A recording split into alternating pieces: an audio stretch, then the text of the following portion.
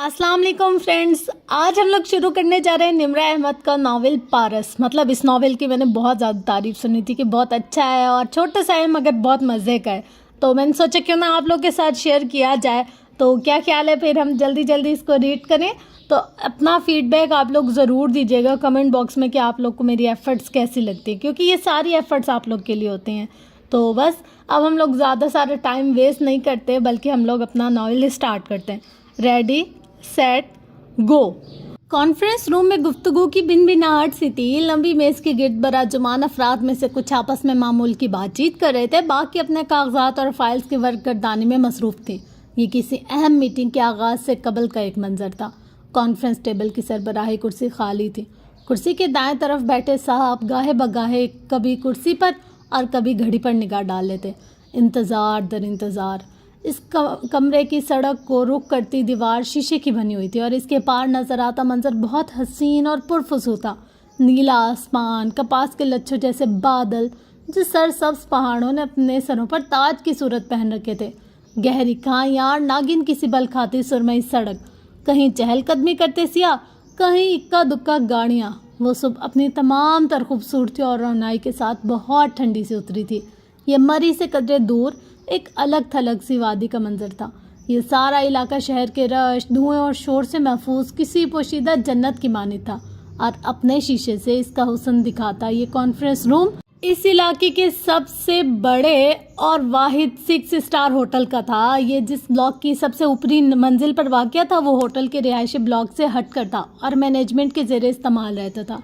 शीशे के पार जो सड़क दिखाई दे रही थी वो होटल की अकबी तरफ, और इधर ही गेट से होटल मालकान और अहम ऑफिसर्स दाखिल हुआ करते थे।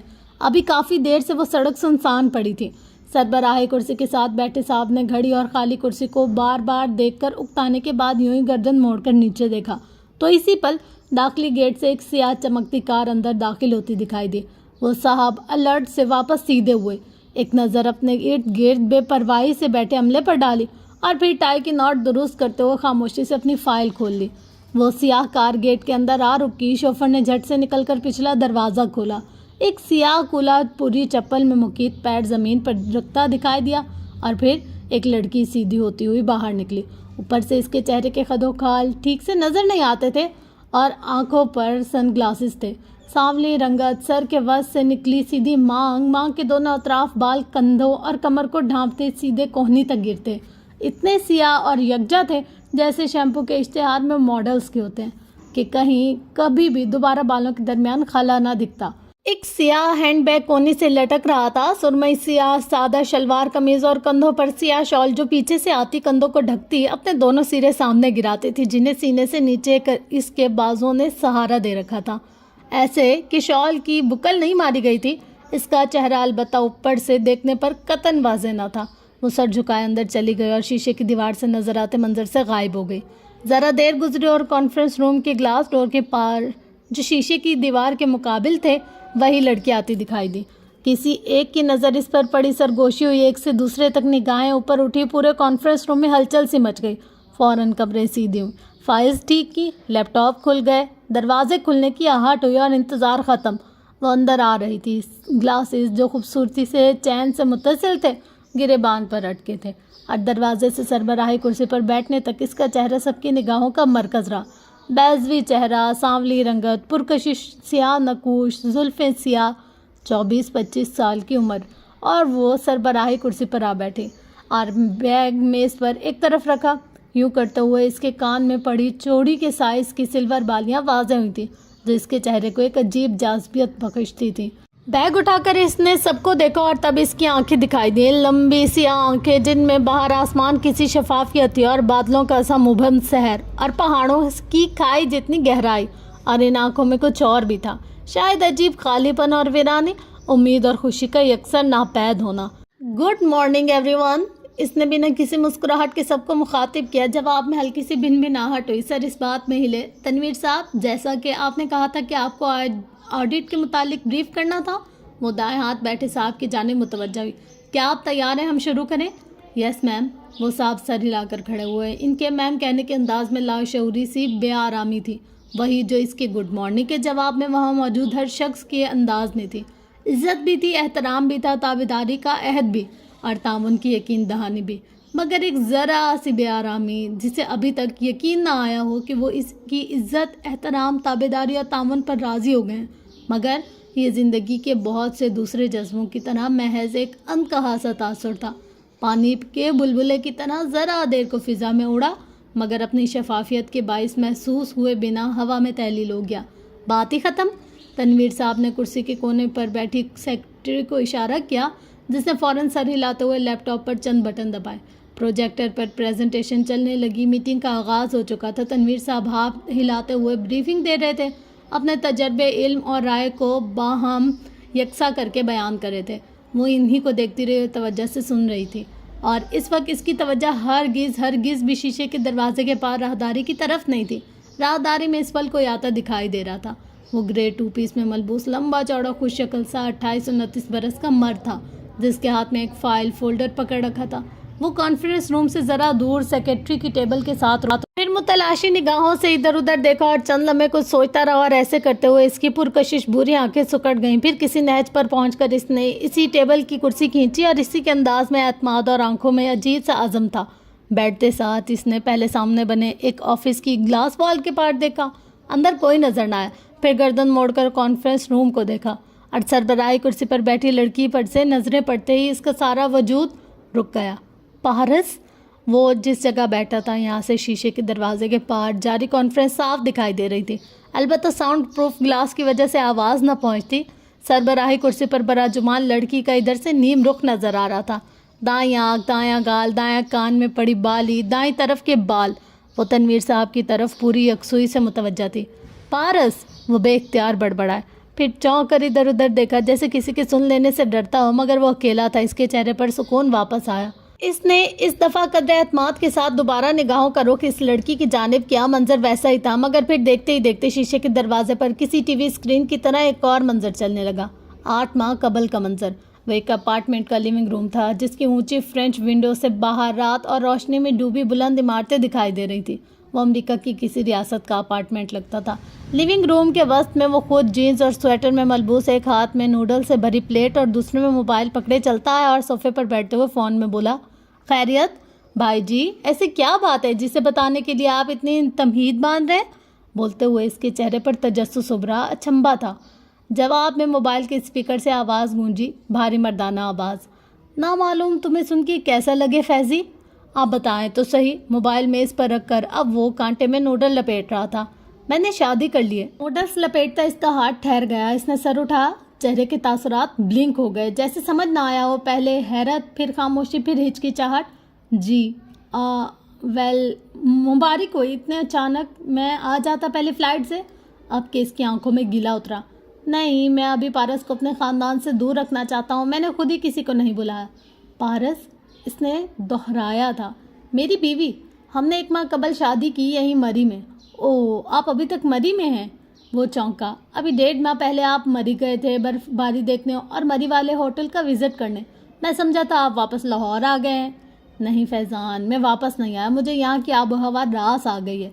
इसने नूडल की प्लेट रख दी। चेहरे के तासुरात अजीब थे, जैसे परेशान हो, खफा हो, मगर जाहिर न करने की कोशिश कर रहा हो। जैसा कि मैंने बताया फैज़ी, मैं पारस को अपने ख़ानदान से दूर रखना चाहता हूँ, इसीलिए मैं तुम्हें बता नहीं सका। मगर क्यों भाई जी? देखो, जब एक 24 साल की होटल रिसेप्शनिस्ट 48 बरस के होटल मालिक से शादी करती है तो लोग इनके रिश्ते को शक की नज़र से देखते हैं, बिलखुसूस जब शादी से कबल इन्हें एक दूसरे को जानने महज 15 दिन ही हुए। वो लहजे भर को रुके।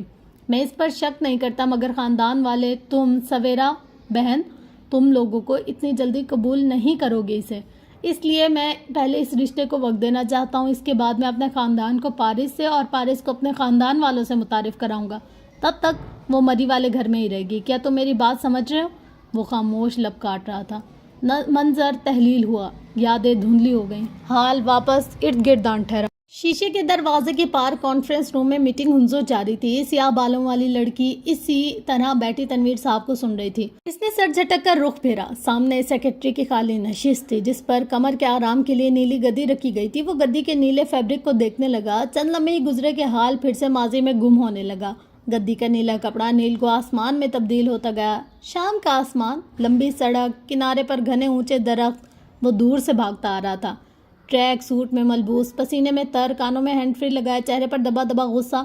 وہ جیسے خفکی سے فون میں کچھ بول رہا تھا۔ بولتے بولتے اب اس کی رفتار آہستہ ہو گئی۔ جب وہ مزید قریب آیا تو تیز سانسوں کے درمیان الفاظ واضح ہوئے۔ بھائی جی، آپ کیا کہہ رہے ہیں؟ ابھی آپ کی شادی کو 1.5 ماہ ہوا اور آپ نے مری والا ہوٹل اس کے نام کر دیا۔ ان کے نام فیضی، انہوں نے سختی سے ٹوکا۔ اس کے چہرے پر برہمی در آئی۔ بہرحال وہ بولا، سوری، مگر ان کے نام اتنی جلدی کیوں پورا ہوٹل لگا دیا؟ آپ تو کہہ رہے تھے کہ اس رشتے کو وقت دیں گے۔ وہ میں دے رہا ہوں، مگر مری والا ہوٹل اس کے حق مہر میں لکھوایا گیا تھا فیضی۔ واٹ؟ وہ اپنے قدموں پر رک گیا، چہرے پر بے یقینی در آئی۔ انہوں نے حق مہر میں آپ کا اربوں روپے کی مالیت کا 6 اسٹار ہوٹل مانگ لیا؟ اس نے انہیں نہیں مانگا، اس کی والدہ نے کہا تھا، اور دیکھا جائے تو یہ مطالبہ حق بجانب تھا۔ میں پورے ملک میں 8 درجن ہوٹلز کا مالک ہوں، ان میں سے ایک ہوٹل اگر وہ اس کی سیکیورٹی کے تحت مانگ رہی ہیں، امیر بڈھا چھٹیاں ختم کر کے اس کو چھوڑ کر چلا نہ جائے اور اس کی زندگی برباد کر دے تو وہ غلط تو نہیں؟ مری والا ہوٹل آپ کے باقی تمام ہوٹلز کی کل مالیت سے بھی مہنگا ہے بھائی جی۔ آپ غلطی کر رہے ہیں مگر آپ کو احساس نہیں ہے۔ اس کو جج مت کرو، وہ بہت اچھی لڑکی ہے۔ کانوں میں لگے ہینڈ فری سے گونجتی ان کی آواز تھکی تھکی سی تھی۔ کیا کہہ سکتا ہوں؟ اس نے آستین سے نم پیشانی رگڑی اور فون بند کر دیا۔ پھر چند لمحے دبے دبے غصے سے فون کو دیکھتا رہا، پھر فون بک سے ایک نمبر نکالا، سویرا آپا، آسٹریلیا۔ ڈائل کر کے فون کان سے لگا اور پھر سے چلنے لگا۔ سویرا آپا، کیا آپ یقین کریں گے رضوان بھائی نے کیا کیا؟ وہ جھنجھلایا ہوا کہہ رہا تھا، انہوں نے مری والا ہوٹل اپنی بیوی کے نام کر دیا۔ بھائی بہت زیادہ ہے، اس دفعہ تو حد ہی کر دی، مگر میں جلد پاکستان جاؤں گا اور دیکھ لوں گا اس عورت کو۔ وہ بات کرتے ہوئے اب دور جا رہا تھا، آواز مدھم ہوتی گئی، نیلا آسمان نیلی گدی میں غائب ہو گیا۔ دروازے کھلنے کی بار بار آواز آتی تھی۔ وہ چونک کر حال میں پلٹا۔ میٹنگ برخاست ہو چکی تھی، تمام افراد یہ کے بعد دیگر باہر نکل رہے تھے، وہ البتہ ویسے ہی ساکت اندر بیٹھی تھی جیسے کوئی مجسمہ ہو۔ وہ وہیں بیٹھا پارس کو دیکھتا رہا۔ کچھ تھا اس عورت میں، سحر، طلسم، بار بار نگاہ اس کی طرف اٹھتی تھی۔ اس کی نگاہیں بھی بار بار اٹھی اور پھر پارس کی بالی سے الجھ گئی۔ سلور بالی کے گول دائرے کے اندر یادوں کا رنگ پھر سے بڑھنے لگا۔ اس کے اپارٹمنٹ کا بیڈ روم، بیڈ پر کھلا بیگ اور وہ ساتھ کھڑا کپڑے طے کر کے اندر رکھ رہا تھا۔ دفعتاً سائڈ ٹیبل پر دھڑے فون کی اسکرین جلنے بجھنے لگی۔ بھائی جی، اس کے چہرے پر ہیجان نمودار ہوا۔ قدرے متذبذب انداز میں فیضان نے فون اٹھایا۔ جی بھائی جی۔ وہ فون کان سے لگائے ان کی باتوں کے جواب دینے لگا۔ بس ٹھیک ہوں، آپ کیسے ہیں؟ نہیں کچھ خاص نہیں، روٹین جاب بس۔ نہیں، پاکستان آنے کا ابھی تو پروگرام نہیں۔ الفاظ ذرا اٹکے، نگاہ ترچھی کر کے سائڈ ٹیبل پر ڈالی۔ پاسپورٹ، کل کی تاریخ کا پاکستان کا ٹکٹ، اس نے نگاہ چرا لی۔ جی، میں نے سویرا آپا کو پچھلے ہفتے کہا تھا کہ آؤں گا، مگر اب ارادہ بدل گیا ہے۔ کمرہ مدھم ہو کر ہوا میں بہتا گیا۔ سلور بالی کے درمیان بھرے رنگ پارس کے بالوں میں مل کر سیاہ ہو گئے۔ وہ پھر سے چونکا۔ وہ باہر آ رہی تھی۔ فیضان تیزی سے سیدھا ہوا، پھر اسے آتے دیکھ کر اپنے پتھریلے تاثرات میں زبردستی بشاشت پیدا کی۔ مسز پارس، وہ اپنے آفس کی سمت جا رہی تھی۔ آواز پہ پلٹی سی آنکھوں میں اجنبیت اور استفسار در آیا۔ جی، آپ نے مجھے پہچانا؟ سوال کرتے ہوئے فیضان کا سارا جسم تن گیا، خوفزدہ، پریشان، مضطرب۔ وہ دونوں آمنے سامنے کھڑے تھے۔ فیضان جواب کی تلاش اس کی آنکھوں میں کر رہا تھا، ان میں دیکھتے ہوئے بھی سارے وجود پر سحر سچانے لگا تھا۔ سوری، کیا ہم مل چکے ہیں؟ پارس کی سیاہ آنکھوں میں اچنبھا ابھرا، پھر انجان پن، معذرت سے سر نفی میں ہلا رہی تھی۔ میں فائز ہوں، اس نے دانستہ وقفہ دیا۔ سوری، آپ کس سلسلے میں آئے؟ فیضان کے تنے تاثرات ریلیکس ہوئے، اطمینان، سکون۔ آپ نے فائنینشیل ایڈوائزر کے لیے ایڈ دیا تھا، اسی سلسلے میں غالباً آپ کی سیکرٹری سے بات ہوئی تھی، مجھے گمان گزرا کہ وہ آپ تھی۔ میں معذرت خواہ ہوں۔ اٹس اوکے، انٹرویو ٹائم 10 بجے آپ جلدی آ گئے، ایسا سنجیدگی سے کہتے ہوئے وال کلاک پر نظر ڈالی۔ ابھی 9:15 ہوئے تھے۔ شاید مجھے اس جاب کی باقی تمام امیدواروں سے زیادہ جلدی اور ضرورت ہے۔ وہ چند لمحے خاموشی سے اسے دیکھتی رہی۔ اندر آ جائے۔ وہ مڑ کر اپنے آفس میں چلی گئی۔ ایک فاتحانہ مسکراہٹ اس کے لبوں پر در آئی۔ وہ اس کے پیچھے آئے۔ جب پارس اپنی گھومنے والی کرسی پر بیٹھی تو وہ بھی سامنے بیٹھا، اور تب اس نے دیکھا پارس کے بائیں ہاتھ پر میز پر رکھے ایک فریم میں ایک ادھیڑ عمر آدمی کی تصویر لگی تھی۔ کھچڑی بال، معمولی صورت، سیاہ سفید مونچھیں، مہربان مسکراہٹ۔ فائز کے چہرے پر تکلیف سے ابھری، مگر اگلے ہی پل اس کی جگہ مصنوعی مسکراہٹ نے لے لی۔ آپ کے کریڈینشلز تو متاثر کن ہیں، وہ اب اس کی فائل کے صفحے پلٹتی کہہ رہی تھی۔ فائز آپ کے قدرتی پن سے مسکرایا۔ لمحے بھر کو اس کے ذہن کے پردوں پر ایک منظر ابھرا تھا۔ وہ درمیانی عمر کا ایک آدمی اس نیم تاریک کاؤنٹر کے پیچھے بیٹھا اس کاغذ کو پڑھ رہا تھا۔ اس کے سامنے کاؤنٹر کے اس طرف فائز کسی اونچے اسٹول پر بیٹھا تھا۔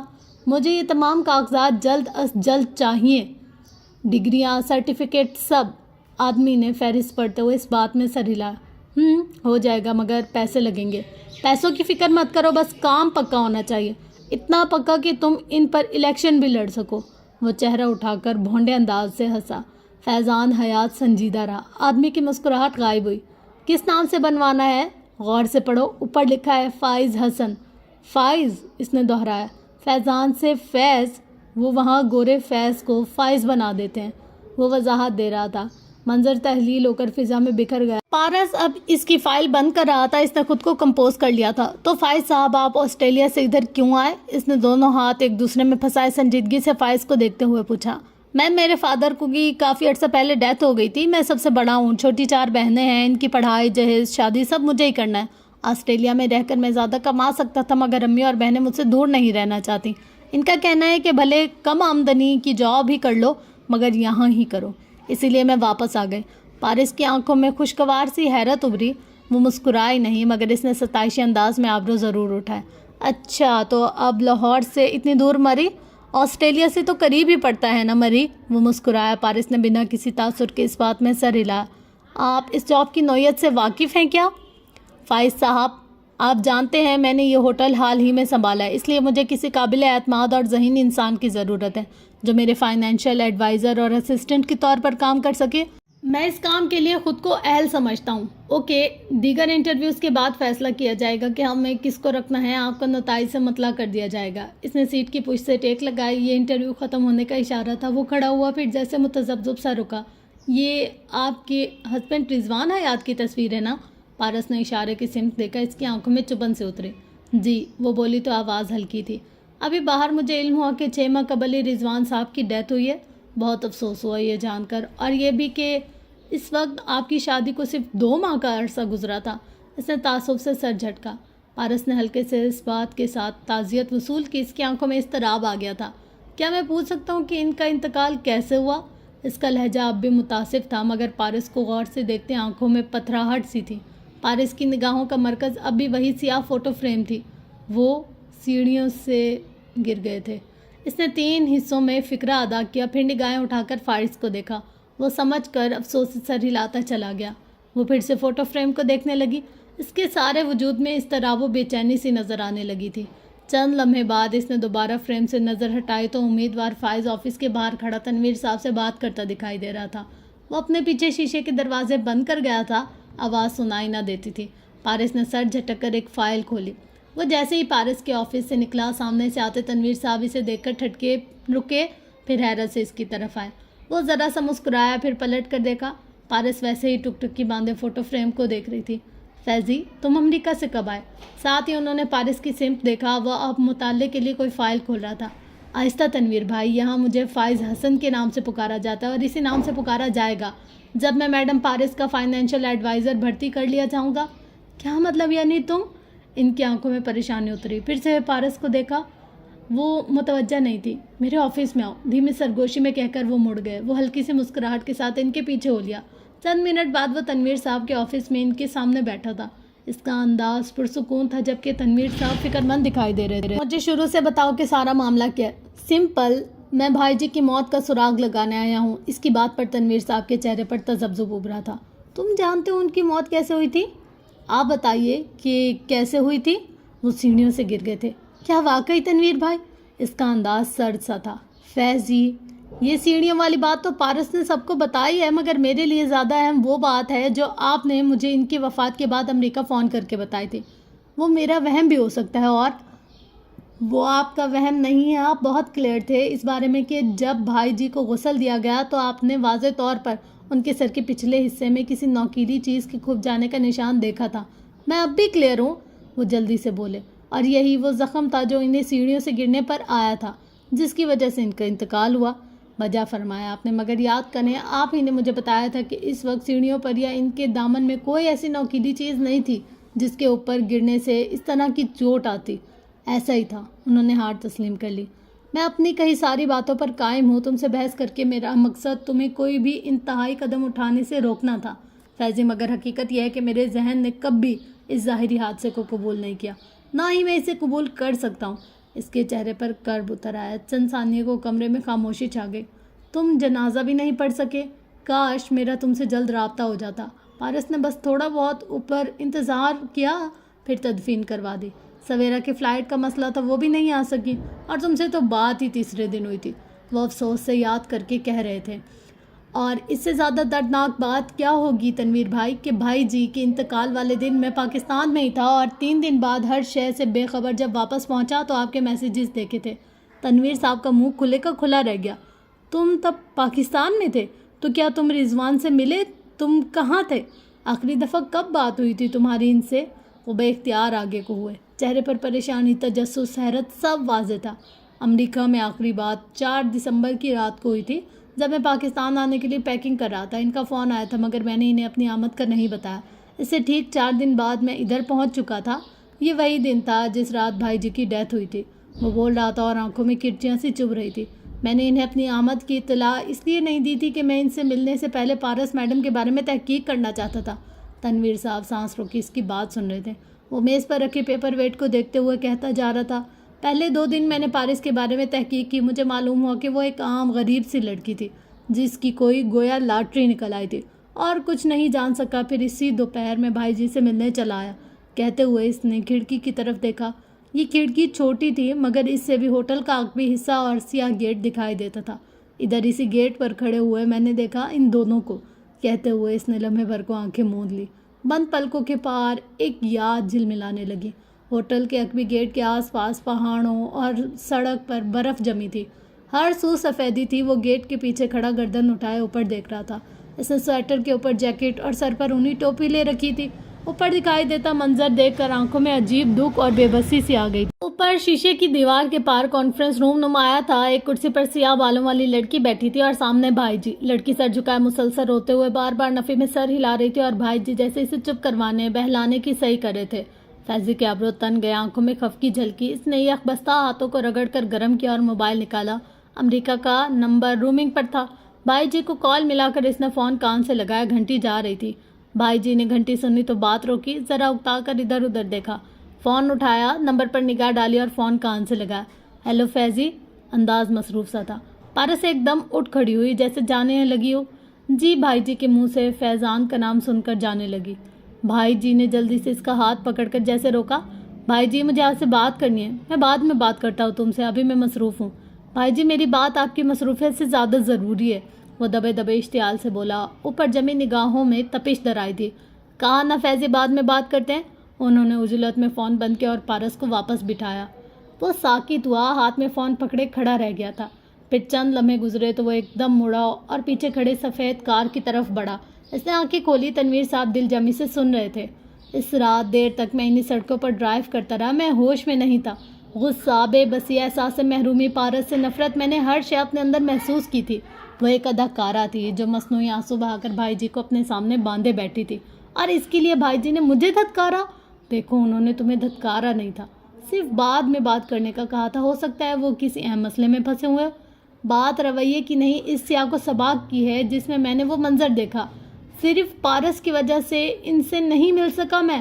اسی دن انہوں نے 2-3 بار مجھے کال کی، میں نے فون ہی آف کر دیا، بس پاگلوں کی طرح ڈرائیو کرتا رہا۔ اس رات میں ہوش میں نہیں تھا، دل کرتا تھا کسی پہاڑی سے گاڑی دے ماروں، ایسا تو تھا مگر پھر رات میں اسلام آباد چلا گیا، فون آف کر رکھا تھا، سب سے دور ہوٹل میں لیٹا رہا۔ اگلے دن فلائٹ تھی۔ تیسرے روز جب امریکہ پہنچا تو گھر کے فون پر آپ سب کی پیغامات سنے، مگر تب تک بہت دیر ہو چکی تھی۔ اس کی آنکھیں شدت ضبط سے سرخ پڑی تھی، چہرے پر نفرت کی پتھراہٹ تھی۔ چند لمحے مزید سر کے آفس میں چھایا تناؤ اب ڈھل کر ترہم و ہمدردی میں بدلنے لگا۔ تنویر صاحب کی پریشانی کم ہوئی، اب فقط فکر مندی رہ گئی۔ اب تم نام بدل کر یہاں کیوں آئے ہو؟ پہلے میں اپنے نام سے آنا چاہتا تھا، بھائی جی کا بھائی بن کر ان کی قبر دیکھنے، مگر پھر رک گیا۔ یہ خیال کہ مجھے یہاں آپ کے اور افضل بابا کے سوا کوئی نہیں جانتا مجھے ایک دوسری نہج پر سوچنے پر مجبور کر گیا۔ اب اسی لیے میں فائز حسن کے روپ میں بھائی جی کے قتل کا سراغ لگانے یہاں موجود ہوں۔ تمہیں کیا لگتا ہے؟ تنویر صاحب قدرے توقف سے بولے۔ سامنے کی بات ہے، بھائی جی کو قتل کیا گیا اور یہ کام پارس کے علاوہ کوئی نہیں کر سکتا۔ کمرے میں موت کا سناٹا چھا گیا۔ فیضی، فائز، یہ بہت بڑا الزام ہے۔ वो मुतज़ब्ज़ब से हुए थे। ये हकीकत है और एक दिन मैं पारस के खिलाफ तमाम सबूत इकट्ठे करके इसको इकरार जुर्म करने पर मजबूर कर दूंगा, आप देखिएगा। चंद सानिये पहले की तकलीफ अब इसके लहजे से गायब थी। इसकी जगह सर्द मोहरी चुभन और हद दर्जा एतमाद ने ले ली थी। और अगर इसने तुम्हें पहचान लिया, वो मुझे नहीं पहचान सकती, बेफिक्र है। वो मुझसे कभी नहीं मिली और ना ही मेरी शक्ल भाई जी से मिलती है। वो पहचान जाए। तस्वीर का वैसे भी मुझे शौक नहीं और जो मेरी पुरानी तस्वीर फैमिली एल्बम्स में है वो सब लाहौर में पड़े। भाई जी 1-2 दिन के लिए यहाँ दौरे पर आए थे, बस अचानक से शादी की और यहीं रहने लगे। वो अपने साथ यहाँ ऐसा कुछ नहीं लाए थे जिसमें मेरी तस्वीरें हों, ना वो कभी पारिस को लाहौर लेकर गए। अफजल बाबा ने खुद ये बात कही है कि पारिस ने रिजवान हयात के भाई को कभी नहीं देखा। वो सांस लेने को रुका। अभी जब मैं इससे मिला तो इसके चेहरे पर शनासाई का कोई तासुर नहीं था। वो अच्छी अदाकारा नहीं है। भाई जी का जिक्र किया तो इसके तासुरात फ़ौरन बदल गए। अगर वो मुझे पहचानती होती तो इसके तासुरात ज़्यादा तेज़ी से बदलने चाहिए थे। वो पुरसुकून था मगर तनवीर साहब की फ़िक्रमंदी अभी कम नहीं हुई थी। और अगर वो तुम्हें पहचान गई तो? कत्ल इसने किया है, डरना इसे चाहिए। मैं किस बात से डरूं? तनवीर साहब लाजवाब हो गए थे। फैजी नहीं फ़ाइज़, तुम जज्बाती तो हो मगर इसके बावजूद तुमने कभी कोई अहमकाना हरकत नहीं की। मैं तुम्हें अरसे से जानता हूँ, इसलिए मेरी तुमसे बस एक ही दरख्वास्त कि प्लीज़ जो भी करना सोच समझ कर करना। हो सकता है कि वाकई ये एक हादसा हो, वो बहुत जल्द मालूम हो जाएगा। वो पुरज़म और ठोस अंदाज में कहता हुआ उठ खड़ा हुआ। तनवीर साहब की फ़िक्रमंदी अभी तक कम नहीं हुई थी। होटल के अकबी हिस्से में शाम ढल रही थी। सरसब्ज़ पहाड़ियाँ, गहरी खाइयाँ, वीरान मगर खूबसूरत इलाके। वो हर शय से बेनियाज सुबह के अंदाज में चलती हुई गेट से बाहर निकली। बस फ़र्क ये था कि सुबह ग्लासेस आंखों पर थे तो अब गिरेबान पर अटके हुए थे। ड्राइवर ने इसे देखते ही कार का पिछला दरवाज़ा खोला। वो चंद कदम आगे आई फिर रुक गई। इसकी कार से ज़रा दूर एक छोटी पुराने मॉडल की कार का बोनेट खोले सुबह वाला उम्मीदवार परेशान सा खड़ा था। कभी कभार कोई तार छेड़ता, फिर फिक्रमंदी से सीधा होकर इधर उधर देखता। पारिस ने आंखें सुकेड़ कर इसे देखा, फिर अपने मुंतज़िर खड़े ड्राइवर को। ज़रा सा तज़ब्ज़ुब इसकी खूबसूरत आंखों में उभरा, फिर वो आ गई। कार में बैठी। ड्राइवर ने दरवाज़ा बंद किया तो इसने इसे रोका। फरीद खान, साथ ही अपनी तरफ का शीशा भी इसने नीचे किया। जी मैडम। वो मुअद्दब सा पलटा। वो पीछे जो साहब खड़े हैं इनसे पूछो कि क्या मसला हुआ है इनकी कार के साथ, और देखो अगर तुम इनकी मदद कर सकते हो तो मैं इंतज़ार कर लूँगी। जी मैडम। वो फ़ौरन फ़ाइज़ की तरफ गया। इस गाड़ी से नहीं उतरी। मैं इस गाड़ी के फ्रंट सीट के मिरर से बैठकर देखती रही। ड्राइवर फरीद खान अब फ़ाइज़ हसन के पास खड़ा कुछ कह रहा था। दोनों में चंद फिक्रों का तबादला हुआ। फ़ाइज़ ने इसकी बात पर चौंक कर कार की तरफ देखा। चेहरे पर शर्मिंदगी उतर आई। वो तेज़ी से इसकी तरफ आया। सॉरी मैडम, आपको मेरी वजह से जहमत करनी पड़ी। वो तशक्कुर व एहसान मंदी से कार से ज़रा फासले पर खड़े हुए कहने लगा। पारिस के तासुरात वैसे ही संजीदा रहे। क्या आपकी कार ख़राब है? जी पता नहीं एकदम से क्या हो गया। पुरानी चीज़ों के तो वैसे भी 100 मसाइल होते हैं। यहाँ करीब में कोई वर्कशॉप नहीं है, आपको मेन सिटी जाना पड़ेगा। आप कार इधर लॉक कर दें, फरीद खान आपको शहर ले जाएगा। फ़ाइज़ के चेहरे पर मज़ीद शर्मिंदगी उभर आई। मैम आप, थैंक यू सो मच। अगर अभी तो ड्राइवर को आपको छोड़ना होगा, मैं कोई दूसरी कन्वेंस देख लेता हूँ। यहाँ आपको पब्लिक ट्रांसपोर्ट नहीं मिलेगी। आप चाहें तो हमारे साथ आ जाएं, मुझे घर ड्रॉप करके फरीद खान आपको ले जाएगा। इसका अंदाज बेतासुर था, जैसे ये ऑफ़र का आखिरी हिस्सा हो। अगर अब वो इनकार करे तो वो जैसे आपकी मर्ज़ी कहकर आगे बढ़ जाएगी। बहुत शुक्रिया मैम, मैं कॉल लॉक करके आता हूँ। थोड़ी देर बाद वो फरीद खान के हमरा फ्रंट सीट पर बैठा था और पारिस पिछली सीट पर बराजुमान बाहर देख रही थी। कार खामोशी से ऊंचे नीचे रास्तों पर महवे सफ़र थी। फ्रंट सीट पर बैठा फ़ाइज़ वक्फे से एक नज़र बैक व्यू मिरर पर डालता, जो यूं सेट था कि पारिस का चेहरा साफ नजर आ रहा था। वो रुख जरा सा मोड़े खिड़की से बाहर देख रही थी। ऐसे लगता था जैसे वो कहीं बहुत दूर हो। एक सड़क पर आगे मुड़कर फरीद खान ने गाड़ी आहिस्ता कर दी। मैडम अंदर ले जाऊं घर तक, क्या आप यहीं उतरेंगी? फ़ाइज़ ने बेख्तियार विंडो स्क्रीन के पार देखा। तवील सड़क जो ऊंची होती जा रही थी कि इख्तिताम पर ऊंचाई पर बना एक खूबसूरत मखरूती छतों वाला बंगला था। जहाँ कार रुकी थी वहाँ से बंगले तक काफ़ी फासला था। पारिस बिना कुछ कहे दरवाज़ा खोलकर उतर गई और बंगले की तरफ चलने लगी। फ़ाइज़ ने बज़ाहिर घबरा कर फरीद खान को देखा। आप इन्हें घर तक छोड़ाएं, मुझे कोई जल्दी नहीं थी। मेरी वजह से मैडम हमेशा यहीं उतरती हैं। मगर क्यों? वो हकीकतन चौंका। फरीद खान ने जवाब नहीं दिया, बस खामोशी से बुलंद होती सड़क को देखा जहाँ पारिस कदम कदम ऊपर चढ़ रही थी। जब तक वो बहिफाजत घर नहीं पहुँचती फरीद खान वहाँ से हटा नहीं। जब वो अंदर चली जाती तब वो गाड़ी घर तक ले आता। फ़ाइज़ की निगाहें भी वहीं जमी थी। पारिस के उठते कदम वैसे नहीं थे जैसे होटल में दाखिल होते या निकलते वक्त थे। इसकी चाल आहिस्ता थी, शिकस्त खोर्दा, किसी और सोच में गुम, दुनिया से दूर। وہ دھیرے دھیرے چلتی اب آدھا راستہ عبور کر چکی تھی۔ کار میں بیٹھے دونوں افراد کی نگاہیں لمحے بھر کو بھی اس سے نہیں ہٹی تھی۔ ایک کی ذمہ داری اور وفاداری سے لبریز تھی تو دوسرے کی گہری سوچ اور مستقبل کی منصوبہ بندی سے بھرپور۔ دفعتاً پارس رکی، سڑک کے درمیان میں کھڑی ان کی جانب پشت تھی۔ اس کے بائیں ہاتھ گہری کھائی اور دائیں ہاتھ پہاڑ تھا۔ وہ آگے جانے کے بجائے دائیں طرف کو آئے۔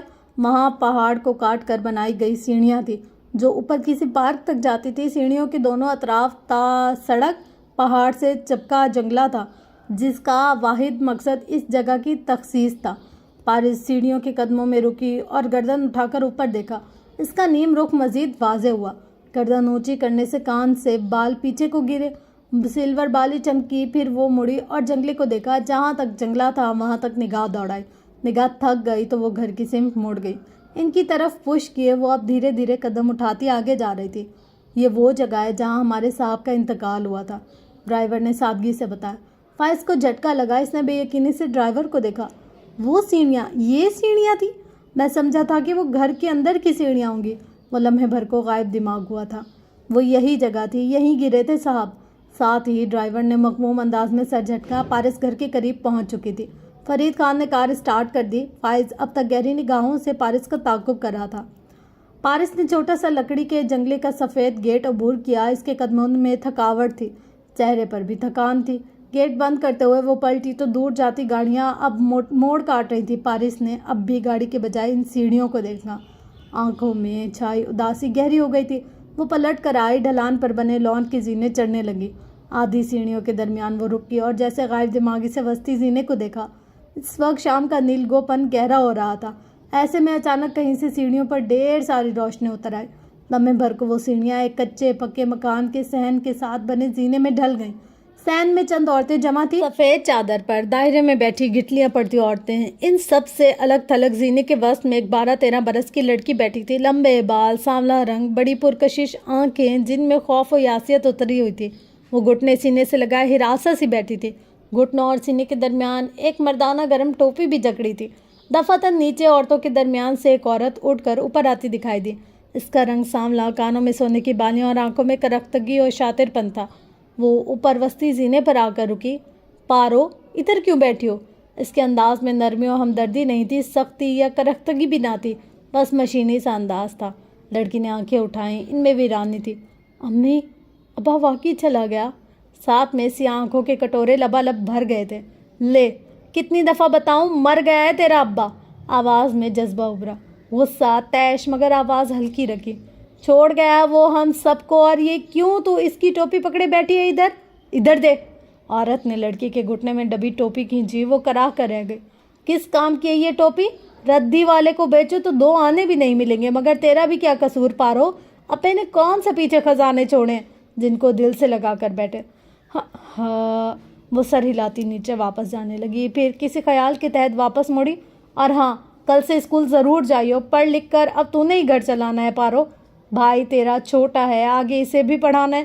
میری ہڈیوں میں اب زور نہیں رہا۔ اور اس نے ماتھے پر ہاتھ مارا۔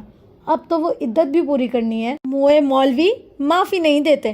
ایسا کر، کل اسکول کے بعد تو لفافے بنانے فیکٹری جانا۔ یہ ساتھ والی صفیہ بھی جاتی ہے، اس کے ساتھ چلی جانا۔ اب تو نہیں کرنا ہے، جو بھی کرنا ہے پارو۔ ایک دم کسی بچے کے رونے کی زور زور سے آواز آنے لگی۔ ہراسا بیٹھی لڑکی نے بے اختیار بیرونی دروازے کی سمت دیکھا۔ امی شکیل پھر سے لڑ رہا ہے۔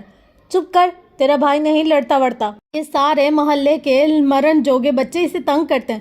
ٹھہر ذرا، میں ان کی خبر لیتی ہوں۔ وہ جارحانہ انداز میں باہر کو لپکی۔ بی بی، آپ آ گئیں، کھانا لگواؤں؟ افضل بابا سیڑھیوں کے اوپر کھڑے اسے پکار بیٹھے تو وہ جیسے کسی خوف سے جاگی تھی۔ ایک نظر پھر زینے کو دیکھا اور سر جھٹک کر اوپر چڑھنے لگی۔ مجھے بھوک نہیں ہے، بعد میں کھا لوں گی، سنجیدگی مگر نرمی سے کہتی وہ اندر کی طرف بڑھ گئی۔ بوڑھا بابا سر ہلاتا ہوا برآمدے کی دوسری سمت چلا گیا۔ پارس نے لاؤنج میں قدم رکھا۔ بڑے صوفے پر پیر اوپر کر کے بیٹھی عورت کا چہرہ اس کی یادوں والے چہرے جیسا تھا۔ فرق اتنا تھا کہ اب اس کے سامنے کے بال سفید تھے، دوپٹہ سر پر لے کر کانوں کے پیچھے اڑس رکھا تھا۔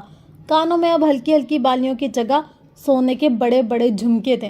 ملازمہ پلیٹ میں روسٹ کا پیس لیے جھکی کھڑی تھی اور وہ عورت فیروزہ مائی نخود سے بوٹی توڑ کر دیکھ رہی تھی۔ ابھی پورا نہیں گلا، اندر گلابی پن ہے، بہت ہی ہٹ حرام ہو گئے ہو تم، ٹھیک سے پکایا کرو۔ اب جاؤ اور باقی پیس ابھی تیل سے نہ نکالنا۔ जी मैडम। मुलाजमा सीधी और जाने के लिए मुड़ी। ये तो इधर दो। फिरोजा माई ने प्लेट इसी नखुद से इसके हाथ से ले ली। मुलाजमा गड़बड़ाकर प्लेट इसे थमाकर किचन की सिमत भागी। फिरोजा माई ने क्रिस्पी चिकन रोस्ट की रान का पीस उठाया और दांतों से काटा। पारिस दरवाजे में खड़ी थी। फिरोजा माई ने अभी इसको नहीं देखा था। वो वैसे भी अंधेरे में थी। माँ रोशनी में बैठी थी, फिर भी इसकी निगाहों के सामने वाला मंजर अंधेरे में ही डूब गया। एक नीम तारीख कमरा, छत से लटकता जर्द बल्ब, चारपाई पर बैठी सियाह बालों और मुरझाई आंखों वाली लड़की जिसकी निगाह अपने सामने बैठे अपने से 4-5 साल बड़े भाई की प्लेट पर थी, जिसमें सालन के ऊपर रान वाली एक बोटी और सीने की बोटी रखी हुई थी। फिर इसने अपनी प्लेट को देखा और इसमें एक गर्दन वाली बोटी थी। अम्मी, इसने मिनमिनाई आवाज़ से दोनों के मुकाबिल बैठी माँ को पुकारा, जो दोनों की प्लेट में सालन डालने के बाद अब अपनी प्लेट में डाल रही थी। एक बड़ी बोटी के साथ शोरबा। हाँ बोलो। इसने डोंगा ढककर अपने पीछे रख लिया। लड़का अब दिल जमी से बड़े बड़े लुकमे लेता खा रहा था। मुझे भी टांग वाली बोटी दो। चुप कर पारो, आधा किलो मुर्गी बनाई है, एक ही रान थी जो भाई के लिए दी, अब क्या अपनी रान काट कर दूं? वो बिगड़ी। पारिस ने सौगवारी से अपनी प्लेट पर दोबारा नजर की। अम्मी, मुझे गर्दन नहीं खानी, दूसरी बोटी दे दो ना। वो शाम के लिए रखा है, अब यही खा। ज्यादा खाएगी तो सुस्त पड़ जाएगी, फिर काम पर कौन जाएगा? लड़की सर झुकाए लुकमा तोड़ने लगी। देख रही हूँ अम्मा, पारो जब से सिलाई सेंटर पर काम करने जाने लगी है बहुत बोलने लगी है, और अब मेरी बोटियां भी गिनती है। लड़का चमक कर बोला। पारिस ने सर उठाकर खफकी से इसे देखा। ज्यादा आंखें न दिखा भाई को और चुप करके खा। चल खा मेरा बच्चा। दोनों को मुख्तलिफ लहजों में मुखातिब करती वो अपनी प्लेट पर झुक गई। अरे पारो, तुम कब आए? खुशगवार हैरत में डूबी आवाज़ पर पारिस चौंकी। फिरोज़ा माई फिरोज़ा बेगम बनने की कोशिश में तू के बजाय तुम और आप का इस्तेमाल सीख गई थी। अभी वो संजीदगी से कहती सीढ़ियों की तरफ बढ़ गई। तुम फ्रेश होकर आ जाओ, मैं खाना लगवाती हूँ। रोस्ट बनवाया आज, तुम्हें पसंद है ना? वो मुस्कुराते हुए पाँव लटका कर बैठ गई।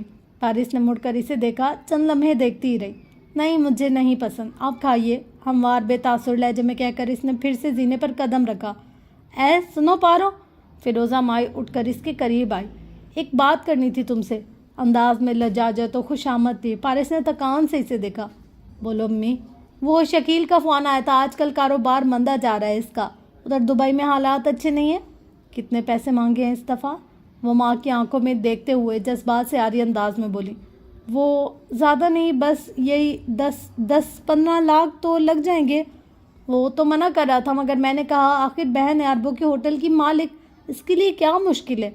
वो रुकी और उम्मीद अफजा निगाहों से पारिस के चेहरे को देखा। फिर मैं इसे बता दूं कि तुम पैसे भेज दोगी? वो खामोश रही, बिल्कुल खामोश। फिर एकदम पलट कर ऊपर जीने पर चढ़ने लगी। फिरोज़ा ने हैरत और उलझन से इसे ऊपर जाते देखा। वो जीने चढ़ती बिना रुके ऊपर अपने कमरे में जा चुकी थी।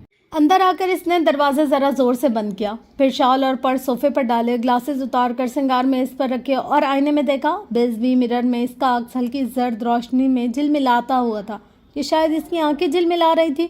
एक आंसू टूटा और गाल पर लड़कता फर्श पर जा गिरा।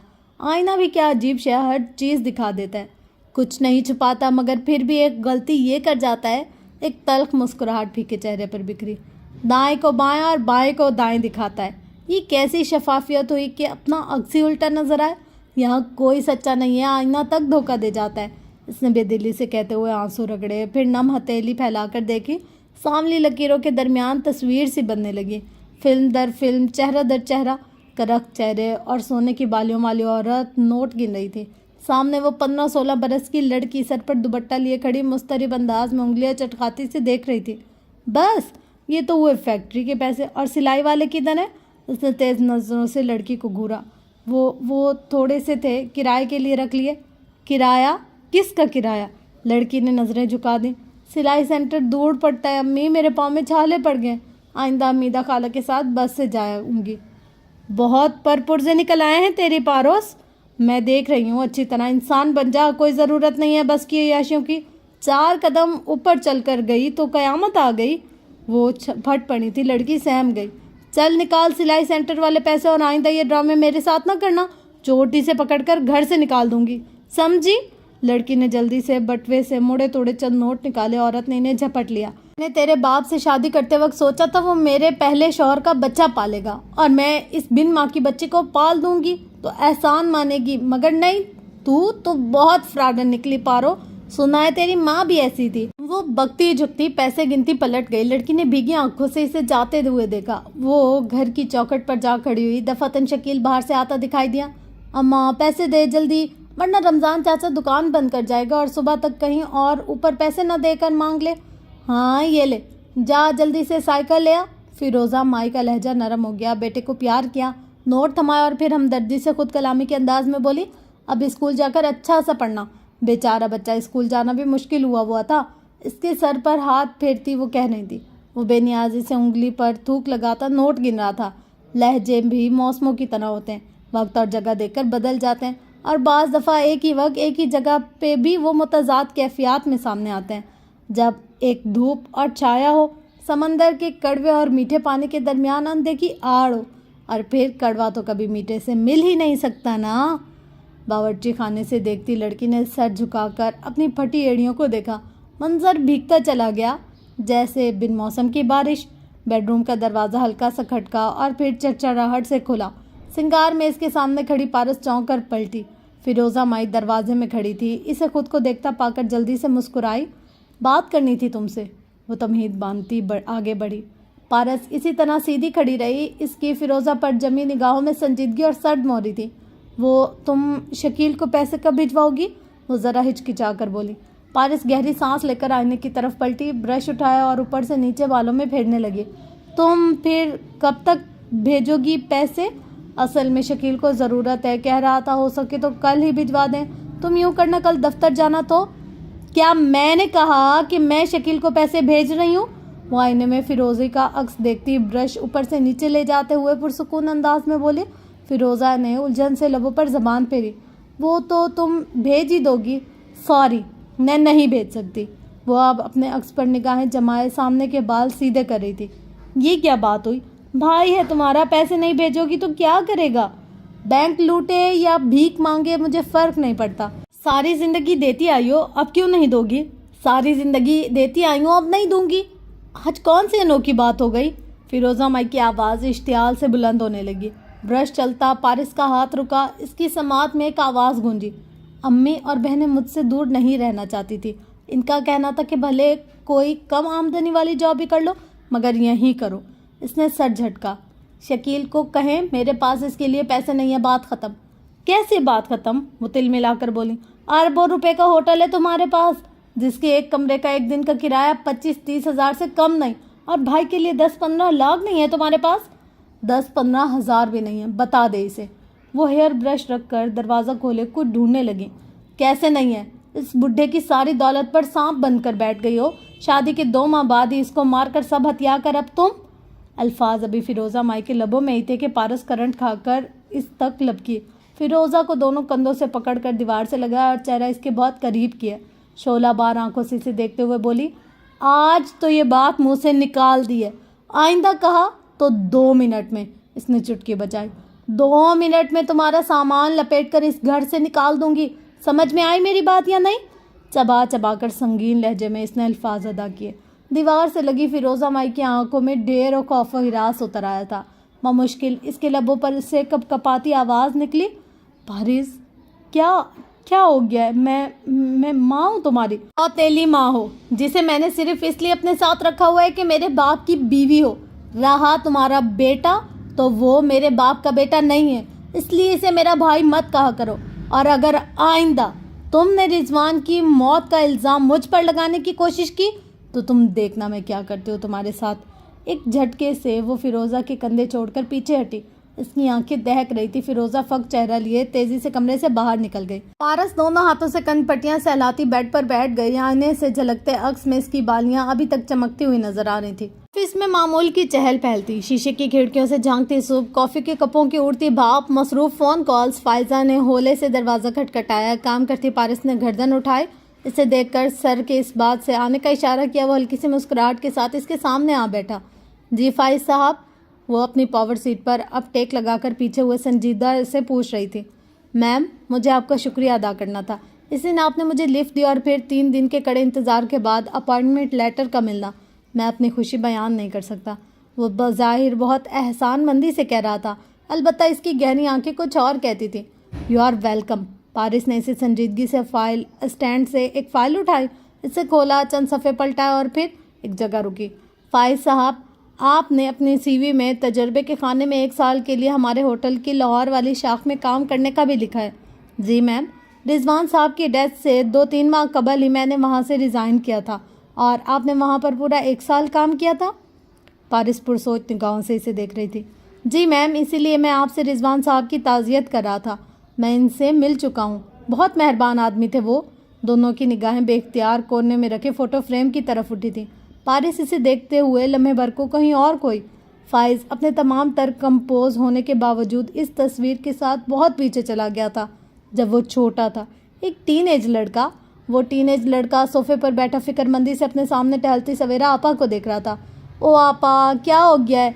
आपा रुके हैं, खशमगीन निगाहों से इसे घूरा और जैसे वो फट पड़ी। क्या हो गया? देखा नहीं तुमने? वो लड़की निदा कैसे बेवकूफ़ बना रही है हमारे सादा से भाई को। वो मुस्तरिब अंदाज में कमरे में चक्कर लगाने लगी। फरबही माहिल जिस्म और छोटी आंखों वाली सवेरा आपा बेहद बेचैन नजर आ रही थी।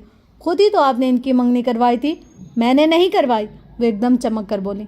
भाई जी ने कहा दोस्त की बहन है, पसंद है इन्हें, सो मैं रिश्ता लेकर गई कि अब नहीं शादी करेंगे तो कब करेंगे, आखिर बहन हूँ, मुझे ही सोचना होगा। वो नीच लोग भी जैसे तैयार बैठे थे, इधर रिश्ता दिया उधर हाँ कर दी। और वो निदा, सिवाय खूबसूरती के और चंद डिग्रियों के और क्या काबिलियत है इसमें। मगर मैंने कहा भाई जी खुश तो हम भी खुश, मगर मुझे क्या पता था कि वो दौलत की लालची लोग ऐसे काम करने लगेंगे।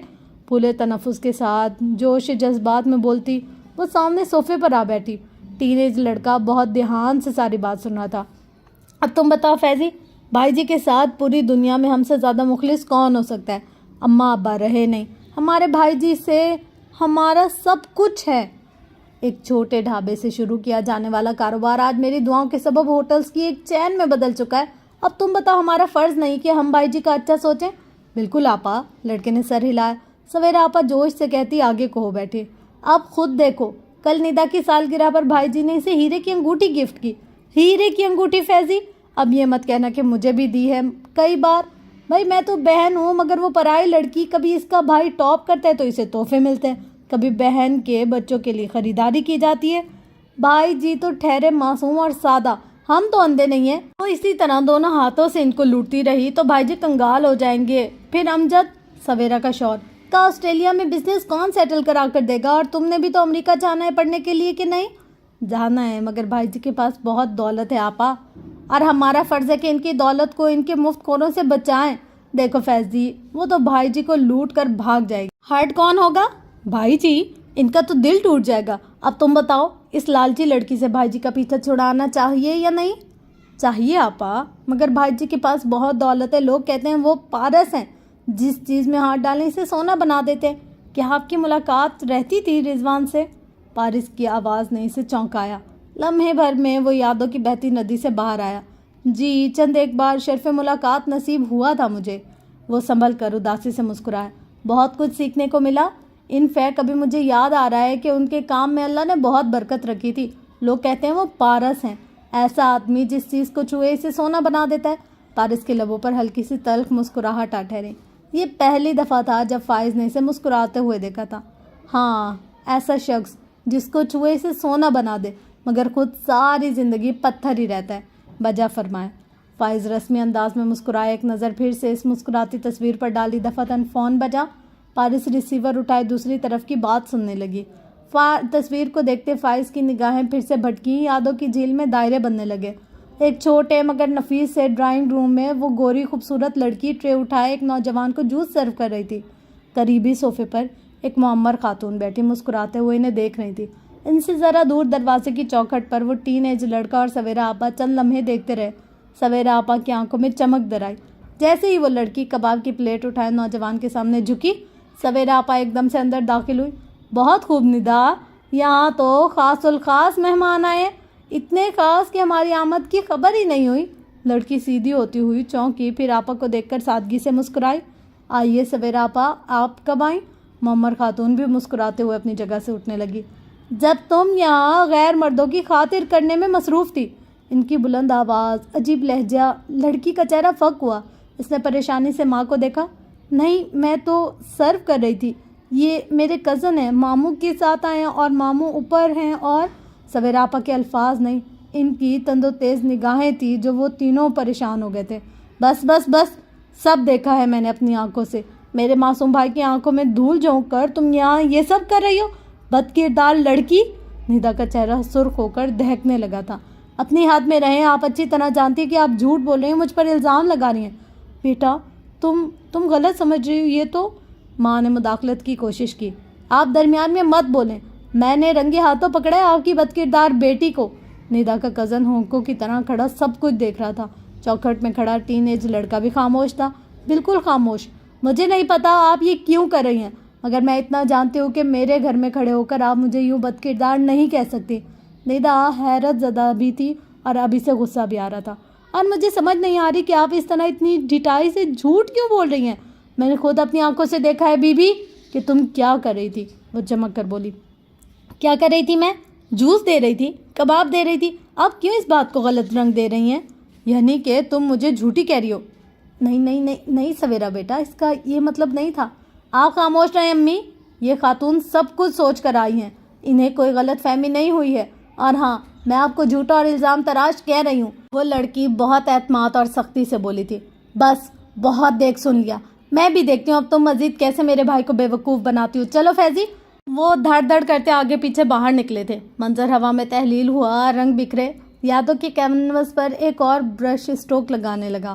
دیکھتے ہی دیکھتے پینٹنگ پھر سے بڑھنے لگی. بھائی جی بڑے صوفے پر خاموش افسردہ سے بیٹھے تھے. سامنے وہ لڑکا سر جھکائے بیٹھا تھا. سویرا آپا کرسی پر براجمان مسلسل روئے جا رہی تھی. دیدہ دلیری دیکھیں ان لوگوں کی. ایک دو ہم نے ان دونوں کو رنگے ہاتھوں پکڑا, اوپر سے لڑکی نے شور کر کے سارا گھر اکٹھا کر لیا. کیسے لوگ ہیں, آنکھیں بند کر کے دوسرے کمرے میں پڑے تھے. اوپر سے اتنی بد زبانی کہ مجھ سے الٹا ہم پہ الزام لگانے لگے.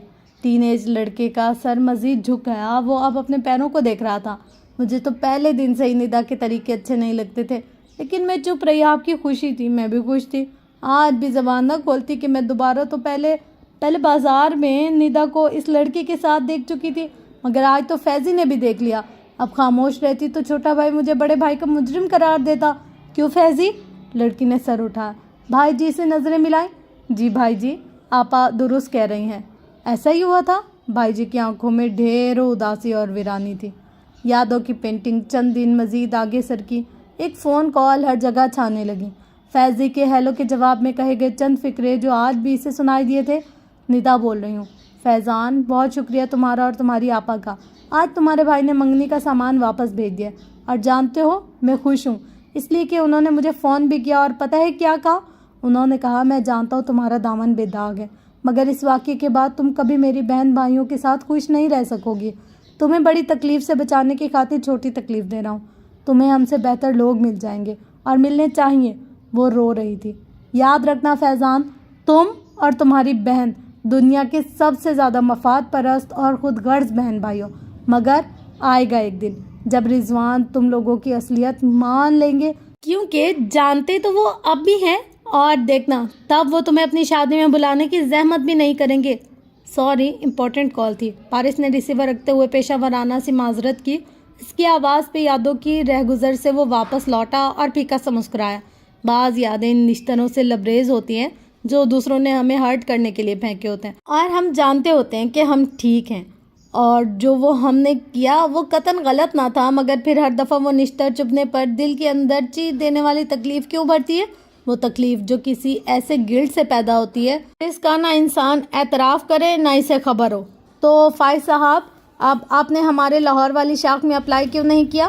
رضوان صاحب کے بعد وہ جگہ ویسی نہیں رہی. فیضان صاحب ویسے بھی باہر ہوتے ہیں. بظاہر بے پرواہی سے کہتے ہوئے اس نے غور سے پارس کا چہرہ دیکھا. اس کی پیشانی پر ہلکا سا بل پڑا تھا. مینیجر ہی سب سنبھالتے ہیں. حقیقت یہ ہے کہ میں نے ادھر اپلائی کیا تھا, مگر مجھے جاب نہیں ملی.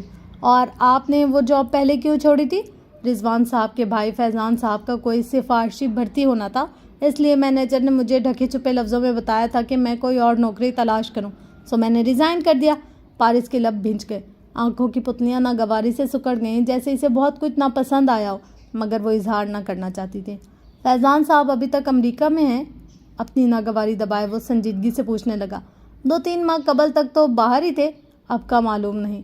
آپ کا کوئی رابطہ ہے ان سے؟ وہ کچھ سوچتے ہوئے مخاطب ہوئی، ساتھ ہی وہ مضطرب انداز میں لاشعوری طور پر اپنی بادی کو چھیڑ رہی تھی۔ جی میم، ایک کام کے لیے فون کیا تھا انہیں ایک دفعہ، آپ کو ان کا کانٹیکٹ نمبر چاہیے؟ وہ ذرا سا چونکا۔ نہیں، مجھے کیوں چاہیے ہوگا؟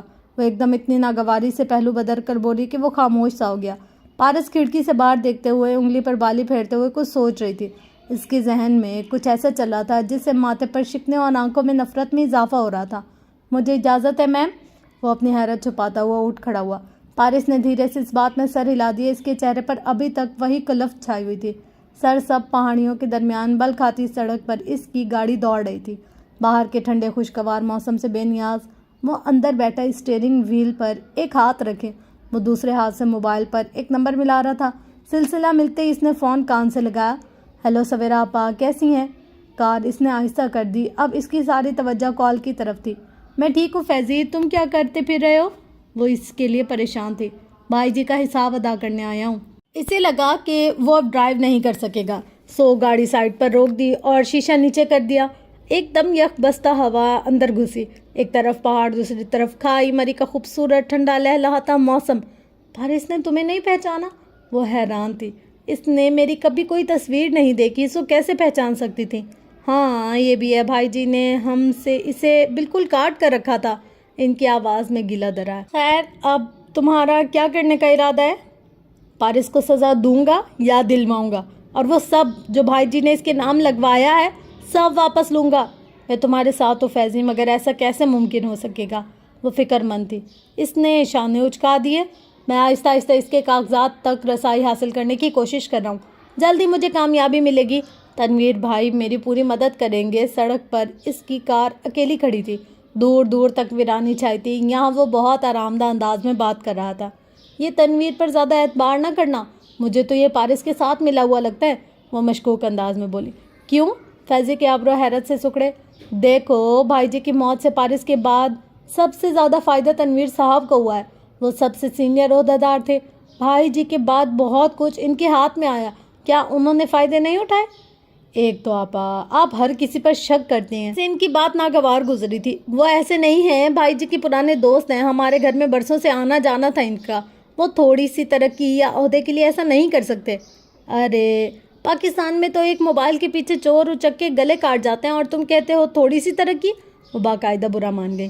پتہ نہیں، مگر میں ان پر شک نہیں کر سکتا، مجھے تو پارس کا ہاتھ لگتا ہے اس میں۔ وہ متذبذب سا تھا۔ ہاں تو اسی کا پلان کیا ہوا ہوگا سب۔ تنویر صاحب کو کسی بڑی چیز کا وعدہ کیا ہوگا اور اب وہ ساتھ مل گئے، اور تو اور ہمارے ملازم تک اس لڑکی کا دم بھرنے لگے ہیں۔ ڈیش بورڈ پر رکھا اس کا دوسرا موبائل بجنے لگا۔ اس نے چونک کر اسے دیکھا، پھر آپا سے فون پر بولا، فون آ رہا ہے میرا، بعد میں بات کرتا ہوں آپ سے۔ پھر مجھے پارس کے گھر بھی جانا ہے۔ ہمارے گھر فیضی؟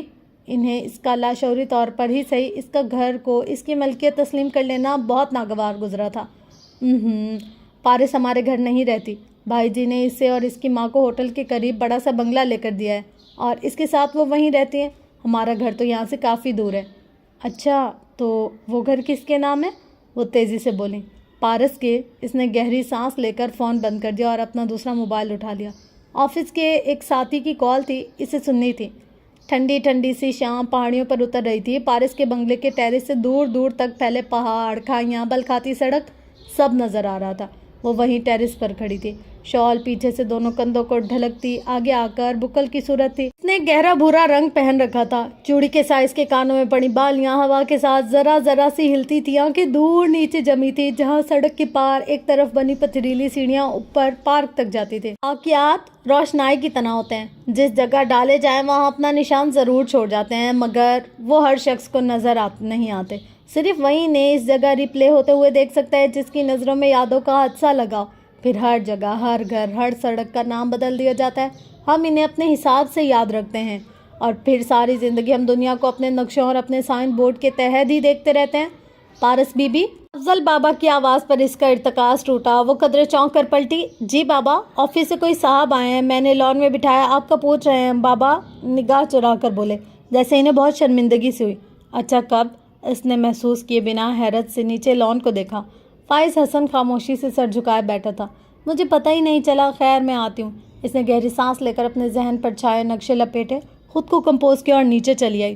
وہ لان میں بیٹھا تھا، جینز، ہلکے سویٹر اور جاگرز میں ملبوس اسے آتا دیکھ کر احتراماً کھڑا ہو گیا۔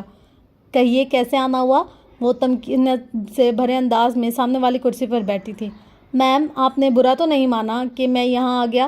دراصل آپ جلدی چلی گئی تھی اور مجھے ایک ضروری درخواست کرنی تھی، وہ بیٹھتے ہوئے قدر ندامت سے بولا۔ میں سن رہی ہوں میم۔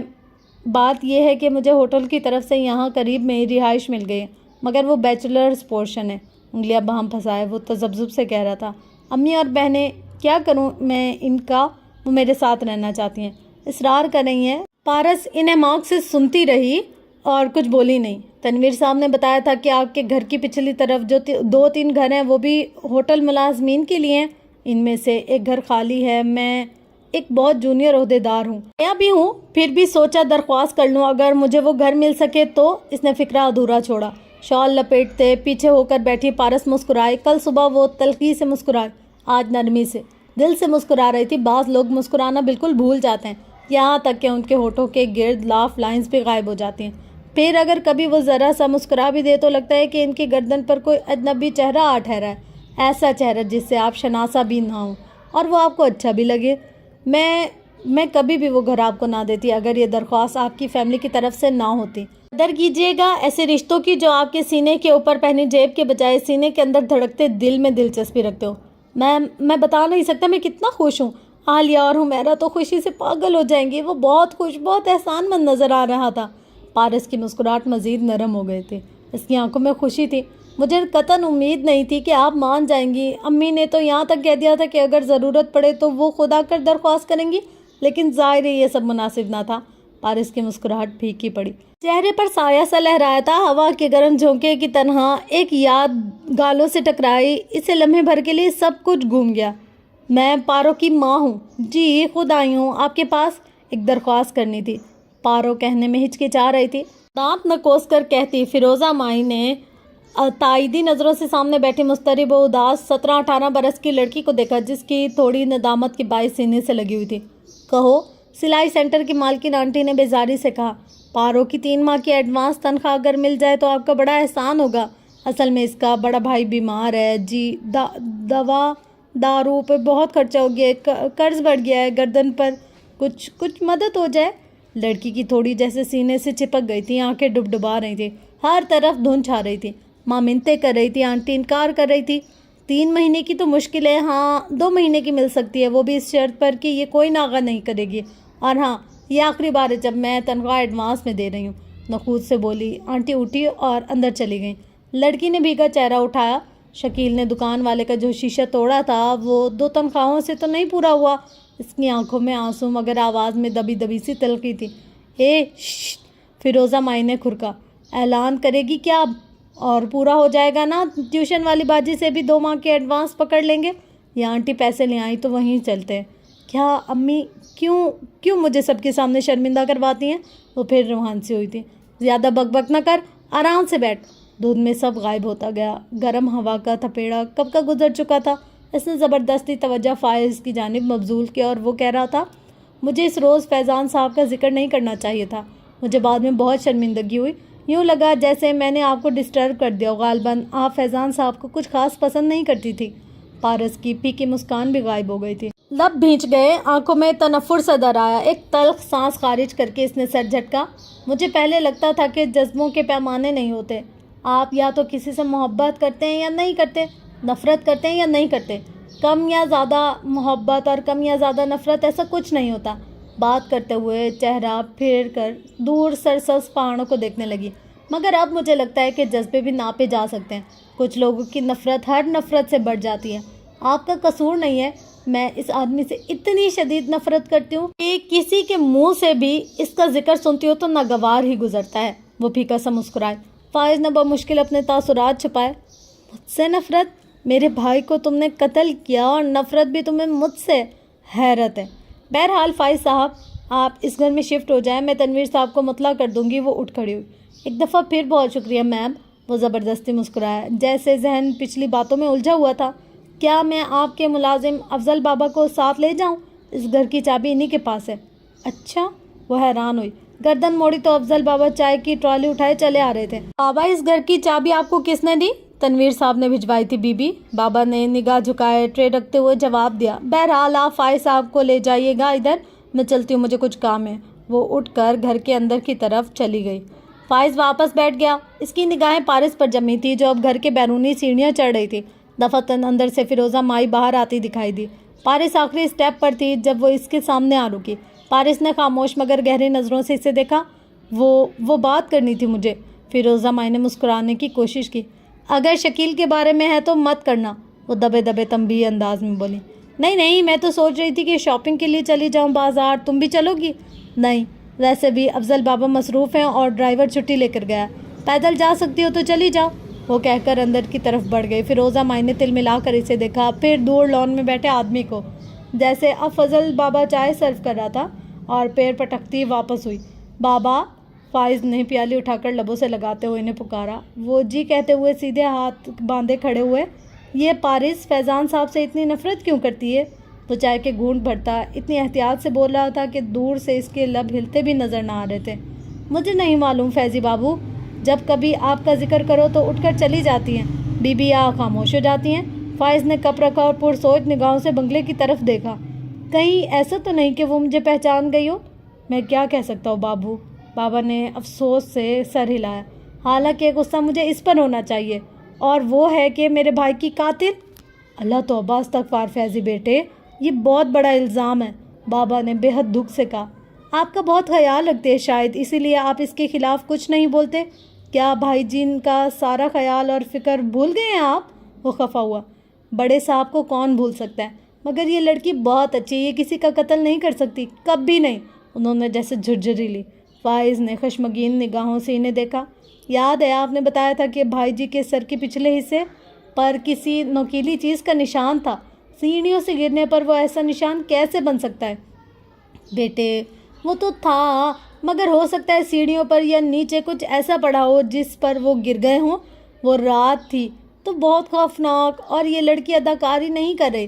बाबा ने नफ़े में सर हिलाया। सारा मंजर एक दफ़ा फिर इनकी निगाहों के सामने ताज़ा हो गया। मैं इस वक्त बरामदे में आया था अंदर से कुछ लेकर, जब वो आती दिखाई दी। जब वो दोनों पिछले घर की सिम चलने लगे तो रास्ते में अफजल बाबा बताने लगे। वो मंजर इन्हें आज भी याद था, अपनी तमाम जुजियात समेत। दिसंबर की सफ़ेद रात, बर्फ़बारी, बंगले की मखरूती छत बर्फ़ से अटी थी, इर्द गिर्द पहाड़ियाँ भी सफ़ेद हो गई थी। बंगले के सामने सड़क शाम को ही साफ़ की गई थी, सो वो सुरमई दिखाई देती थी, बाकी हर सू सफ़ेदी थी। इस वक्त नरम नरम सी बर्फ़ गिर रही थी जब फजल बाबा जैकेट, टोपी और मफलर में लिपटे बाहर बरामदे में आए। वो जिस काम में आए थे अभी वो अंजाम नहीं हुआ था, सोचा कि बड़े गेट से वो भागकर आती दिखाई दी। वो गिरती पड़ती दौड़ती आ रही थी, सियाह लंबे ओवरकोट में मलबूस, जिसकी हुड सर के पुष्ट पर गिरी थी और बालों पर बर्फ़ के ज़र्रात ठहरे हुए थे। वो हवास बाख्ता थी, घबराई हुई, परेशान, रो भी रही थी। अफजल बाबा, अफजल बाबा, वो जिस तरह चिल्ला चिल्ला कर इन्हें पुकार रही थी, वो सब भूलकर परेशानी से इसकी तरफ लपके। क्या हुआ बीबी? जल्दी चलो, बड़े साहब गिर गए हैं, अस्पताल लेकर जाना है। वो भूले तनफ्फुस और आंसुओं के दरमियान तेज़ तेज़ बोलती फ़ौरन पलटी। मैं गाड़ी की चाबी ले आऊँ? वो मेरे पास है, कार वहीं खड़ी है, जल्दी आए। वो आगे दौड़ती गई। फजल बाबा जानते थे कि पारिस को ड्राइविंग नहीं आती, वो जितनी तेज़ी से चल सकते थे चले थे। वो सीढ़ियाँ बर्फ़ से अटी थी। आखिरी सीढ़ी से ज़रा दूर रिजवान हयात सर के बल गिरे पड़े थे। इनकी जैकेट की हुड उनके सर के पुष्ट पर ही थी और खून हुड से भी बाहर उबल उबल कर सड़क और बर्फ़ पर बह रहा था। यानी ज़ख्म इतना शदीद था कि हुड में भी सुराख हो गया था। रिजवान, रिजवान, आप ठीक हो जाएंगे, बस हम आपको अस्पताल ले जाएंगे। वो जल्दी से इनका हाथ पकड़े इन्हें सहारा देकर उठाने लगी। वो रो भी रही थी, आवाज़ भी बाँकता थे। अफजल बाबा ने दूसरी तरफ से सहारा दिया। रिजवान हयात की आंखें इस वक्त खुली थी, इनमें एक अजीब सी हैरत और शौक़ था। इस्तजाब, बेयकीनी। पारस, पारस, वो बार बार इसका नाम पुकारते। आवाज़ मुश्किल से निकल रही थी, मगर इसमें भी हैरानी थी, बेयकीनी थी। मैं आखिरी वक्त तक बड़े साहब के साथ था, उन्होंने रास्ते में ही दम तोड़ दिया था। आखिरी सांसों में या तो इन्होंने पारिस बीबी का नाम लिया था या आपका। वो दोनों अब इस छोटे से मकान के सामने खड़े थे और फजल बाबा बता रहे थे, मेरा। वो चौंका। भाई जी ने मुझे याद किया, इसकी आवाज़ भराने लगी। जी बहुत दफ़ा। फैज़ी, फैज़ी कहाँ है? میں ڈرائیو کر رہا تھا، مجھے اتنا سمجھ آیا کہ وہ پارس کو مخاطب کر کے آپ کا نام لیتے تھے۔ ایک دفعہ تو مجھے لگا کہ انہوں نے کہا فیضی سے کہنا، کیا کہنا؟ اس کی تو گویا سانس رک گئی۔ مجھے کچھ سمجھ میں نہیں آیا۔ پارس بی بی ان کے قریب تھی، انہوں نے ہی سنا تھا۔ وہ سمجھ کر سر ہلا رہی تھی، رو بھی رہی تھی۔ فائز بالکل خاموش ہو گیا۔ پارس اس سے فیضان کا رابطہ نمبر پوچھ رہا تھے، پھر جیسے ارادہ بدل دیا۔ ایسا کیا تھا جو بھائی جی نے فیضان کو کہنے کو کہا تھا اور وہ بتانا چاہتی تھی؟ شاید انہوں نے ہوٹل آخری لمحات میں فیضان کے نام کر دیا تھا، شاید پارس کو اس کا خیال رکھنے کو کہا ہو، پتہ نہیں وہ عجیب مخمصے میں پھنس گیا تھا۔ میں نہیں جانتا بڑے صاحب کو قتل کیا گیا ہے یا نہیں، مگر پارس بی بی ایسا کچھ نہیں کر سکتی، گھر کا تالا کھولتے ہوئے فضل بابا کہہ رہے تھے۔ فائز نے جواب نہیں دیا، اس کے پیشانی پر پرسوچ لکیروں کا جال بچھا ہوا تھا۔ تو فرینڈس، قتل اور تفتیشیں، نمرہ احمد کے جو ناولز ہوتے ہیں نا، ان میں زیادہ تر ایسی والی اسٹوریاں ہوتی ہیں، جیسے کہ کوئی کسی کو مار دے پھر اس کا کھوج لگائیں۔ تقریباً ہم نے اس میں موت کا تو ذکر سنا ہی ہے، اور اس کے علاوہ یعنی کہ ہر فیملی میں سے کوئی نہ کوئی کبھی مر جاتا ہے اور کچھ ایسے، لیکن کچھ نا زمانے کی تلخیاں ہوتی ہیں، جیسے بہن بھائی بہت مفاد پرست یا مطلب پرست ہو جاتے، جب ہمارے پاس کچھ آ جائے ان کو اس چیز سے مطلب ہی نہیں ہوتا کہ ہم زندہ ہیں یا مر گئے، ہم خوش ہیں یا اداس، ہم پریشان ہیں یا صحیح، بس پیسہ۔ پیسہ بہت بڑی ایک طرح سے لعنت بھی ہے اور نعمت بھی ہے۔ مطلب پیسہ آئے تو لوگ جو اپنے اتنے خاص گہرے سچے پکے لگتے ہیں نا، وہ بھی بدل جاتے ہیں اور وہ بھی دور ہونے لگ جاتے ہیں۔ تو مجھے اس طرح سے نا پیسے سے تھوڑا سا ڈر لگتا ہے۔ مطلب خواہش تو ہر کسی کی ہوتی ہے، لیکن زیادہ پیسہ آ جائے تو اپنے نہیں رہتے، اپنوں کو کھونے کا بہت زیادہ درد، دکھ، تکلیف، اذیت ہوتی ہے بنسبت تھوڑے سے پیسے آنے کے۔ خیر اب دیکھتے ہیں ایٹ دا اینڈ فیضان، فیضی یا فائز کون جیتا ہے۔ اور پارس پہ مجھے بہت زیادہ ترس آ رہا ہے کہ مطلب سوتیلی ماں سوتیلی ہی ہوتی ہے، کتنا اس کے لیے جان مار رہی ہے بیچاری، کتنی قربانی دے رہی ہے، پر وہ ہے کہ سمجھتی نہیں ہے اس کے لیے اپنا بیٹا، اپنا بچہ، سب یہی چیزیں ضروری ہیں۔ تو خیر دیکھتے ہیں کہ ایٹ دا اینڈ کیا ہوتا ہے۔ فرینڈس ملتے ہیں نیکسٹ ایپیسوڈ میں۔ اگر آپ کو ایپیسوڈ اچھی لگی تو چینل کو لائک، کمنٹ، شیئر، سبسکرائب ضرور کیجیے گا، اور مجھے اپنی دعا میں یاد رکھیے گا۔ لو یو آل، اللہ حافظ۔